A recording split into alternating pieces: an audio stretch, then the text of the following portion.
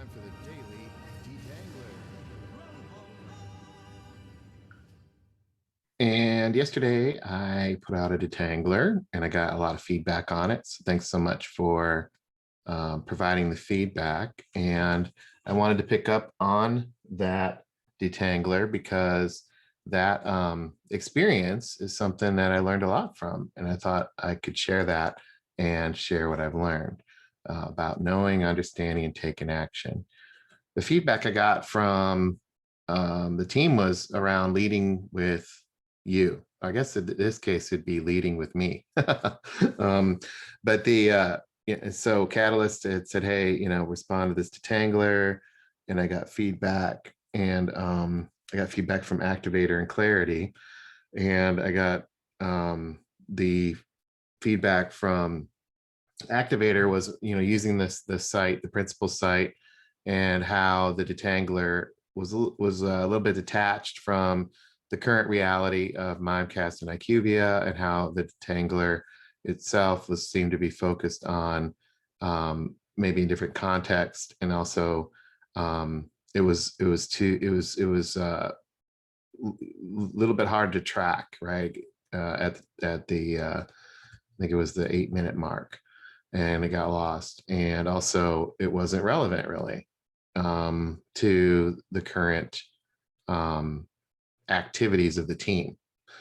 And then with Clarity, he put together this checklist, and while he was intrigued with some of the content in the detangler, he shared his thoughts around the application of what was in the detangler, and not necessarily feeling untangled from it. And both of the feedback was it wasn't easy to be untangled. It didn't help untangle, which is good feedback for me, especially since I've been working on what's the formula. And that feedback is definitely critical to me, and I appreciate it. And also there's a lot of feedback that I get throughout the day, and I thought, this is a great opportunity. And not only is the team taking the time to put this out and Catalyst ask the questions, but also for me to take stock on where am I getting feedback and how am I processing feedback, right? Am I receiving the feedback in the way that is productive and helpful? And also, am I taking a moment to reflect on what is really happening, right? Because feedback is critical in not only what I'm doing as a team member, but in what the team's doing overall. The feedback loops are critical. So am I paying attention to those, right? So that's energizing. It's action oriented. It's something that I can put into immediate action, and that's what I'm going to do here on the detangler today. So thanks so much for doing that. And one of the things that this made me kind of think about was this idea of the sum of the parts is greater than the whole. And when I was reviewing the conundrums and going through Stone Soup and thinking about Stone Soup over the last few weeks, that the idea of what comes together and how it comes together is not only critical to our team, but it's critical for our clients, this orchestration that's happening. And I don't have to know all of the pieces, and I don't have to know all of the rationale or the parts. I need to play my role. And if I'm not playing my role, feedback is critical to make sure that I can plug in and provide the right type of value. And being relevant and timely in context is critical to that. And feedback helps me stay on track. Now, interestingly enough, the thing that really stood out to me was, and I was trying to figure out how to write this or say this, and it's actually a really positive thing, but it seems like it's not. But it's this idea that feedback doesn't mean direction. And one of the key lessons that I've learned in working on this team is that feedback is feedback. It's an input. Technically I could choose to do with it what I will, or what I would want to. Now, the key about our team's feedback is the intent of the feedback, the purpose of the feedback, the structure of the feedback, and also the idea that we're trying to create something, the sum of the parts is greater than the whole. But all feedback isn't necessarily equal, right? So I do get feedback outside the team, so I have to choose what to do with that feedback. And also, so that's critical. And then also this idea of feedback doesn't mean direction. I think I know in both examples that feedback that I got from Catalyst and Activator was not direction, it was feedback. However, in my past life, or in my past business suit lens, that feedback, there would have been a very short circuit between, oh, I got this feedback, therefore I must act a certain way, and I must do what that person's acting or asking. And this is a really important concept, I think, for our team, because it ripples over into business suit land, which therefore means it's probably Catalyst is working with in dealing with the outcomes or the impacts of this with clients. It's this idea that, oh, I got feedback from this director of sales, therefore that's direction and I need to go act. Or I got feedback from this individual sales trainer in the organization, and therefore I must take action on that. And so feedback doesn't mean direction, and I have to remember that. So like, who is providing the feedback, and then what is that feedback and why? And I can say on our team that we've developed disciplines and we've developed an environment and culture for that feedback.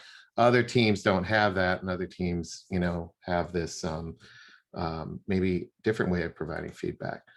And then also I've learned that on our team, direction from who, what, and why, right? So right now our direction's set up to come from Catalyst, and that's the key, because he represents the client. The more we can take direction from the client, the more successful we'll be. So that's a lesson learned out of the last 24 hours that I wanted to share. And this is a good thing. It's a positive thing, the separation between feedback and direction, because I can treat feedback in and of itself for what it is, and I can treat direction in and of itself for what it is. And that helps me. That's a Mark Twain moment. It ain't what you don't know that gets you into trouble. It's what you know for sure that just ain't so. If I believe that feedback equals direction, I'm going to act on it. But what if feedback's just feedback, and it's helpful, period. Right? So let's what I thought I would do is say, okay, well, that's a great, I believe, well, it'll be up for you to say if this is timely and relevant based on the situations that happening. But let's pull it over to Stone Soup. What do we know about this situation, right? What is known about this? And this is something that I've really been thinking about as I get feedback and direction, the discipline to switch to, okay, I got the feedback, I'm going to take action, let's observe, right? So that switch there that I just kind of architected from, okay, getting feedback is good, and feedback isn't direction, got it. Now here's a field. What is known about this? That is a cognitive switch that I navigate through to say, okay, let me now observe. So in Stone Soup, these kids are observing. So what is known about this? Well, technically, if it's the first time we've seen this picture, really what is known is, like, okay, they're wearing hats. They're in a field. They're looking through something. It's known that they're outside, right? They're not inside. And we know that they're kids, right? And for the cynics, and we know that they're posing for a photographer to take a picture, that a person in business will use to talk about stone soup or something, right? So we know these things. What is known about this? Well, if the first time you saw this, we would know that it's a bowl of soup. It's in a white bowl. Part of it's sitting on a napkin. There's some green stuff, but I don't actually know what the green stuff is. And there's a spoon by it, so I guess we know that we're going to eat it. So, but when you put those two together, what is known? And when those come together in this experience of stone soup, what is known? And what kind of feedback and what kind of direction does this create? Opportunities does this create? So what kind of feedback opportunities does this create, bringing these two things together? What kind of direction opportunities does this type of thing bring together? It's a blending of what is known through an experience and through a story that creates almost unlimited feedback and unlimited direction. So that what is known here on the surface is very general, but through the shared experience that we've had over time and by drilling into this, look how I don't know about you, but when I look at this, I see very rich and detailed, and I feel like there's just so much opportunity for feedback and focus and this idea of direction and discipline in this. I know for a fact that this is something that stone soup we can spend a lot of time on, right? It's just we're spending a lot of time on it already, so it's a fact. And who knows how long we'll stay on it, but it's I know in my head that there's a lot to unpack here, but I don't exactly understand what was going to come out, right? And that's the key about feedback and direction, is it allows the goodness to come out. And that's cool. And that's exciting, and that's energizing, and it's like catalytic, if you will, right? There's a catalytic event there that creates these possibilities from on the surface, oh, this is a cheesy story about soup and kids, to this is a story about bringing possibilities forward. And that, from a backward bike perspective means, as Dustin said, knowledge does not equal understanding. Knowledge of soup and knowledge of kids and fields doesn't equal understanding the power of the stone soup story. Knowledge of soup and knowledge of kids in the field doesn't allow for or provide opportunity for feedback and direction. And when I think about that and I plot this out, one of the things that I've worked through is, okay, I know how to lean. I know I need to, right?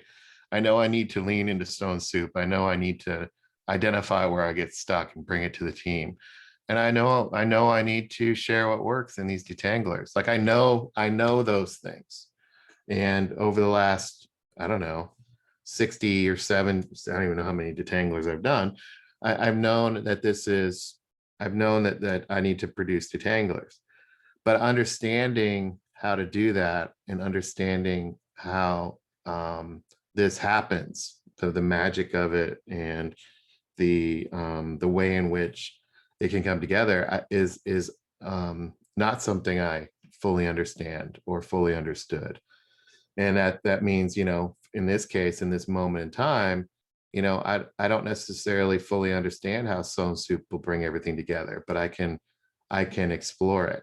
Or I don't understand all of the opportunities for growth that stone soup will bring forward, but I can embrace it. And I don't fully understand how stone soup is going to fully impact and help the team, but I can certainly lean into that and lean into stone soup as a way to help the team. So by sharing what works, if I focus on that's going to help the team, by identifying where I get stuck, that creates an opportunity for growth, and leaning into soup, that, and trusting the process to bring it all together, I will, turn knowledge into understanding at some point by doing, right? It's this idea of doing. And from the staying disciplined conundrum that I listened to get on, try to get unstuck, right? It's a double-edged sword. I went to get unstuck. I listened to a conundrum on discipline, and then I created a detangler that was out in like how does watching, I guess only detangler can go and say, okay, I'm going to create a detangler, jettison all that I've learned and go off into left field on a conundrum based on discipline. Right? So this stuff happens. I mean, I'm just being transparent, right? And the trippy part about it is I have a formula. I have a formula that has been working, and I didn't use it. I didn't use my own formula that I know to be working. But I got feedback and I got direction to help remind me. So, knowing does not equal understanding, but the more I know and the more I understand by doing, the more things stick, right? The good thing, the win for me is I had a consistent run. I had a consistent run of a couple of weeks of good detanglers. That's a win. And then I had this speed bump, and I'm hoping that this detangler is back on track because I'm following my formula again, and I got this feedback and I got this direction. And that's the action that I'm trying to take, is to stay disciplined, that the perspectives that are shared from all the team, the reality that we're in, right? The discipline to understand what's happening at Mimecast and IQVIA, bringing in an additional or outside perspective doesn't matter, because it's not a shared perspective that everybody has. And then also, I know I have biases. I have a bias that in how I view information can be biased in there, that informed the detangler that I put out. So I can keep reflecting on those biases. I don't think anybody can really get rid of those biases. I guess I could explore that. There's so many biases that I have that, I just have to know that they're there and recognize that. And then I can move into understanding by following the principles and staying focused on the team, right? These detanglers are for the team, and having empathy for understanding how these are received is critical. And I can understand that and be curious about how that is landing. And then I can work towards adopting these mindset shifts and adopting what it means to produce something of value, not for me, but for the collective good. And this idea of producing the detangler to unleash and unplug, unplug some and unleash everybody's potential. And then I can also adopt this idea of learning by doing. This experience over the last 24 hours is a rapid accelerator, I believe. And we've had this shared experience together. And so now I can relate to others, and others can relate to me around providing feedback to help provide better detanglers. And that's the idea of embracing conflict. Feedback, people that I know in the business world, in their business suits, they can view feedback as, contentious and get defensive. I've done that. But feedback is a good thing. Direction. Some people in business suits may get offended by direction because they don't want to be directed. And we're in an empowered workplace now. But direction helps orchestrate and provides an opportunity for growth where the sum of the parts is greater than the whole. And then I can embrace the conflict of, why do I not follow sometimes my own proven formula? Right? And why are the tools or the content we have that's out there, going through it, how does that help? So that the conflict in this case is and always is to me now, a positive thing, and it's a part of being in the lab. So that's the thought here on the principles and how this is pulled together. And the thing that I wanted to share was just the idea of just being in the now. This what's happening right now led to this detangler, and change happens one moment at a time. So this is the impact of stone soup in bringing something together and synthesizing it to create some sort of momentum. And staying in the now is part of our change journey, because change happens one moment at a time. So thanks so much for your time today, and thanks for the feedback as always. And I'll see you guys tomorrow. Take care.